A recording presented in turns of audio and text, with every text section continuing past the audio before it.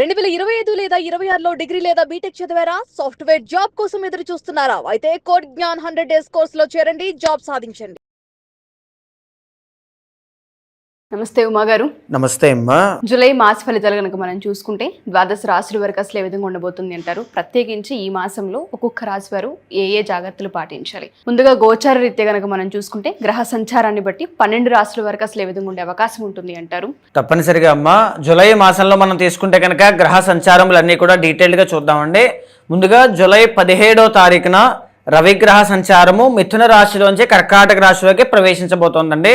అయితే జూలై 18వ తారీఖు వరకు బుధుడు వక్రగతిలో ఉండి కరెక్ట్గా 18న మిథున రాశిలో బుధుడు వక్రగతిని పూర్తి చేసుకుని స్ట్రైట్ ఫార్వర్డ్గా అంటే రుజు మార్గంలోకి ఎంటర్ అవుతారనమాట.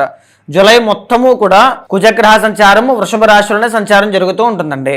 జూలై 4వ తారీఖున శుక్రగ్రహ సంచారము సింహ రాశిలోకి ప్రవేశిస్తుందమ్మా. ఇది కాకుండా దీర్ఘ సంచారిత గ్రహాలైనటువంటి 4 కూడా కర్కాటక రాశిలో గురుడు, సింహరాశిలో కేతువు, కుంభరాశిలో రాహువు, మీనరాశిలో శని. సో వీళ్ళందరూ కూడా యథాస్థానంలో అక్కడక్కడే ఉన్నారండి. సో దీని ఆధారంగా జూలై మాసంలో ద్వాదశ రాశుల వాళ్ళకి ఎన్ని గ్రహాలు అనుకూలంగా ఉన్నాయి, ఎక్కడెక్కడ జాగ్రత్తగా ఉండాలి, ఏ విషయాల్లో జాగ్రత్తలు తీసుకుంటూనే రెమెడీస్ అనేటువంటివి ఆచరించాలో మనం డీటెయిల్గా చూద్దామమ్మా. సింహరాశి వారి కనుక మనం చూసుకుంటే గ్రహ సంచారాన్ని బట్టి ఈ మాసాంతం అంటే జూలైలో అసలు ఏ విధంగా ఉండే అవకాశం ఉంటుంది అంటారు? తప్పనిసరిగా అండి, సింహరాశి వాళ్ళకి మనం డీటెయిల్గా జూలై మాసంలో ఎన్ని గ్రహాలు అనుకూలంగా ఉన్నాయి, ఎక్కడెక్కడ జాగ్రత్తగా ఉండాలో మనం డీటెయిల్గా చూస్తే అండి, సింహరాశి వాళ్ళకి జూలై మాసంలో 3 గ్రహాలు దివ్యంగా అనుకూలిస్తున్నాయమ్మా. లాభంలో రవిగ్రహ సంచారము 17వ తారీఖు వరకు అనుకూలంగా ఉంది. లాభంలో బుధ గ్రహ సంచారము మాసము మొత్తము కూడా నెల మొత్తము కూడా బుధుడు చాలా బాగున్నారండి. 12వ స్థానంలో శుక్ర సంచారం అనేటువంటిది చాలా అనుకూలంగా ఉంది. 12-1 స్థానంలో శుక్ర సంచారం అనేటువంటిది చాలా అనుకూలంగా ఉంది అని చెప్పచ్చమ్మా. అయితే ముఖ్యంగా మనం తీసుకుంటే లాస్ట్ ప్రీవియస్ వీడియోస్లో రవి బుధుల యొక్క యోగము బుధ ఆదిత్య యోగం అనేటువంటిది సింహరాశి వాళ్ళకి పట్టింది అని చెప్పి, అది కూడా లాభస్థానంలో పట్టడము చేత సెల్ఫ్ కాన్ఫిడెన్స్ అనేటువంటిది పెరుగుతుంది, గౌరవ మర్యాదలు తెలివితేటల ద్వారా అనుకున్నవన్నీ కూడా సాధించుకుంటారని చెప్పి చాలా సందర్భాల్లో మనం చెప్పుకున్నామండి. అయితే ఆ యోగము ఆ రాజయోగం అనేటువంటిది 17వ తారీఖుతో ముగిసిపోతుంది. ఎందుకంటే 17వ తారీఖున రవి 12వ స్థానంలోకి ఎంటర్ అయిపోతారు. సో 17th వరకు మాత్రమే సింహరాశి వాళ్ళకి అదృష్టం అనేటువంటిది ఉంది. మీ తెలివితేటల ద్వారా అదృష్టాన్ని చేపట్టడము కానీ, ఉద్యోగ ప్రాప్తి కానీ, ఆరోగ్యము కానీ, ధనయోగము కానీ, బిజినెస్ వ్యాపారంలో మంచి అభివృద్ధి లాభాలు కానీ, స్టాక్ మార్కెట్ కానీ, ట్రేడింగ్ కానీ, ఇన్వెస్ట్మెంట్స్ కానీ ఇలాంటివన్నీ కూడా తప్పనిసరిగా 17వ తారీఖు వరకు బాగున్నాయి. ఆ తర్వాత కూడా కొద్దిపాటి అనుకూలంగా ఉంటాయి బుధుడు వల్ల. కానీ రవి అనేటువంటి ఆయన బాలేదు.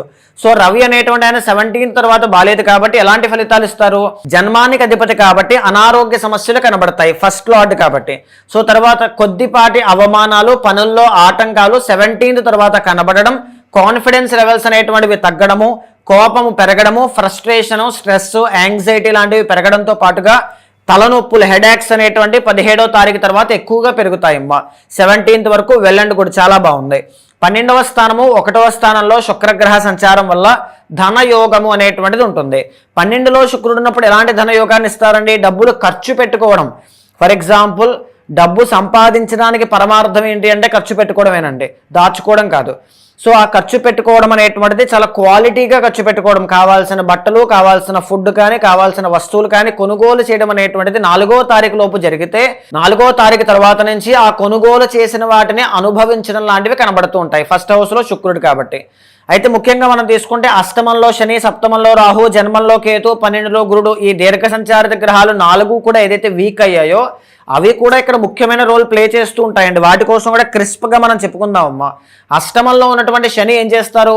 ఫర్ ఎగ్జాంపుల్, ఏదైనా వీళ్ళు కొనుగోలు చేయాలనుకున్నారు, ఒక 10 రూపాయలు ఉన్నాయి, 12 రూపాయలు అవుతోంది, ఇంకో 2 రూపాయలు కావాలి, సడన్గా 2 రూపాయలు ఎవరినో అడగాల్సి వస్తుంది. అంటే అష్టమము ఇండికేట్స్ మళ్ళీ రికవర్ అయ్యేటువంటిది, మళ్ళీ ఆ అప్పు తీసుకొని తీర్చేస్తారు. ఒక అవమానం వస్తుంది సడన్గా, మళ్ళీ దాని నుంచి ఓవర్కమ్ అయ్యి మళ్ళీ గౌరవ మర్యాదలు పొందుతారు, పునర్వైభవాన్ని. అంటే ఒక ఫేవర్ లాంటిది, 2 days ఉంటుంది, పోతుంది.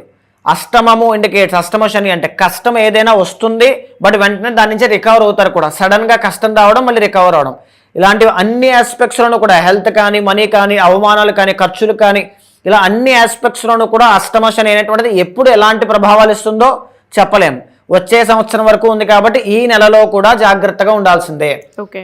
ఇంకొక మాట అష్టమస్య ప్రాణ సంకట అంటాం. అంటే వాహన ప్రమాదములు కానీ, ఇంట్లోనే ఏదో పని చేస్తున్నప్పుడు ఏదైనా గాయాలు అవ్వడం కానీ, ప్రమాదములు సంభవించడం కానీ ఇలాంటివి తప్పనిసరిగా జరుగుతాయండి. సో అష్టమ శని దోషం నుంచి తప్పించుకోవడానికి రెమెడీస్ చేసుకోవడం కంటే ఉత్తమమైన మార్గం లేదు. జాగ్రత్తగా ఉండడం, రెమెడీస్ చేసుకోవడం. రెమెడీస్ ఏం చేసుకుంటే మంచిది? చాలా సందర్భాల్లో చెప్పుకున్నామండి. శివుడికి నల్ల నువ్వుల నూనెతో అభిషేకం చేయాలి, ఒకవేళ తీవ్రత ఉంది అని మీకు ఆల్రెడీ అర్థమైతే. లేదు అనుకుంటే ఇంకొక ముఖ్యమైన రెమెడీ చెప్పాలి అంటే, మర్రి చెట్టుకి ఉదయం పూట ఆ వేర్లు ఉంటాయి చూసారా, వేర్లు తడిచేలాగా నీళ్లు పోసి ఆ తడిచిన మట్టిని నుదుటిన బొట్టు కింద పెట్టుకోండి. మీకు ఒక రక్షణలా కనబడుతుంది. అష్టమ శని దోషం మిమ్మల్ని ఇబ్బంది పెట్టదు. సప్తమంలో ఉన్నటువంటి రాహు అండి. సప్తమ రాహు ఏం చేస్తారు? బిజినెస్లో చికాకులు, మెరిటల్ లైఫ్లో చికాకులు, మనస్పర్ధలు, అభియోగాలు ఎన్నో రకాలుగా తీసుకొస్తూ ఉంటారు. సో రాహు అనేటువంటి ఆయన ఇల్యూజన్స్, మాయ, ఒక పొగలాగా కమ్ముకుని మెరిటల్ లైఫ్లో ఇబ్బందులు తీసుకురావడానికి ఉన్నారు కాబట్టి రాహు యొక్క మాయను ఛేదించడానికి మీరు ఎలా ఆలోచించాలి? ఎక్కడా కూడా మీ మెరిటల్ లైఫ్లో డిస్టర్బెన్సెస్, మిస్అండర్స్టాండింగ్స్ ఉండకూడదు. వాటికి తావివ్వకుండా ఏదైనా క్లియర్ కట్గా మాట్లాడుకోవాలి. స్ట్రైట్ ఫార్వర్డ్గా కూర్చుని ఒక ఎక్కువ టైం స్పెండ్ చేయాలి. 1 గంట 2 గంటలో ఫ్యామిలీకి ఎక్కువగా కేటాయించాలి.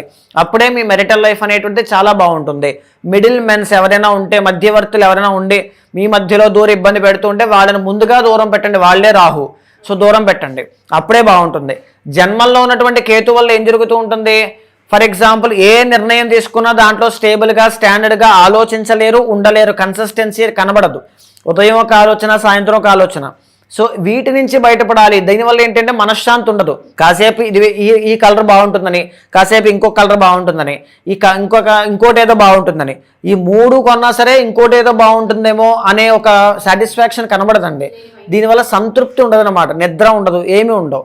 సో ఇవే కాకుండా మనం బాగా గమనిస్తే 12వ స్థానంలో గురుడు, ఖర్చులు అనమాట. ఇంట్లో ఏదైనా శుభకార్యాలు జరగడం, ఖర్చులు పెరగడం లాంటివి ఉంటాయి. అయితే జూలై మాసం మొత్తము కూడా మీకు కుజుడు అనేటువంటి ఆయన అనుకూలంగా లేరు. సో దీనివల్ల మీతో కలిపి పనిచేసేటువంటి వాళ్ళు ఎవరైతే ఉంటారో వాళ్ళ ద్వారా చిన్న చిన్న ఇబ్బందులు, కెరీర్ విషయంలో మాట పట్టింపులు అనేటువంటివి రావచ్చు. బట్ అవి కూడా మినిమల్గానే, పెద్దగా టెన్షన్ పడాల్సిన పని లేదు. 17వ తారీఖు వరకు అయితే చాలా బాగుందండి. కంపేర్ చేస్తే ఫస్ట్ హాఫ్ అనేటువంటిది చాలా బాగుంది, సెకండ్ హాఫ్ అనేది యావరేజ్గా ఉంది. మీరు ఏదైనా ముఖ్యమైన పనులు, ఏదైనా ఆరోగ్యానికి సంబంధించిన ట్రీట్మెంట్స్ కానీ, ముఖ్యమైన డీలింగ్స్ కానీ, లేకపోతే ఏదైనా కావచ్చండి. ఏదైనా జాబ్ ట్రయల్స్ చేయాలి, లేకపోతే బిజినెస్ని ఎక్స్పాండ్ చేయాలి, ఇన్వెస్ట్మెంట్స్ చేయాలి, ఏది ఉన్నా సరే 17వ తారీఖు లోపు చేసుకోవడం అంటే చాలా ఉత్తమం. ఆ తర్వాత అయితే కొంచెం పనుల్లో ఆటంకాలు డెఫినెట్గా మీకు కనబడతాయి. హెల్త్ కూడా కొద్దిగా చూసుకోండి, ఖర్చుల్ని అదుపు చేసుకోండి. ప్రతిదానికోసం అంత డీప్గా ఆలోచించేయద్దు. ఏది జరగాలో అదే జరుగుతుంది. వ్యక్తిగత జాతకం చూసుకుని నిర్ణయాలు తీసుకోవడం చాలా మంచిది. ప్రయాణాలు చేసేటప్పుడు కాస్త జాగ్రత్తను వహించండి. ఎక్కడైతే మీరు పని చేస్తుంటారో అక్కడెక్కడా కూడా మిస్అండర్స్టాండింగ్స్ అవి కూడా ఏవి తావివ్వకుండా జాగ్రత్త చూసుకోండి. ఫ్యామిలీకి ఎక్కువగా టైం స్పెండ్ చేయండి, చాలా బాగుంటుంది. ఓకే. సో ఎవరైనా సరే ఈ వీడియో కనుక చూస్తూ ఉంటే, ఇది గోచర రీత్యా చెప్పిన జాతకం కాబట్టి జన్మ జాతక రీత్యా ఒకసారి ఉమాగారిని కలిసి ప్రత్యేకించి రాశివారు జాతకాన్ని చూపించుకొని దానికి తగ్గట్టు పరిహారాన్ని లేదంటే పూజని ఆచరించాలి అనుకుంటే కింద ఒక నెంబర్ స్క్రోల్ అవుతూ ఉంటుంది, దాన్ని మీరు కాంటాక్ట్ చేయొచ్చు. థ్యాంక్ యూ ఉమా గారు, థ్యాంక్ యూ సో మచ్. నమస్తే అమ్మా.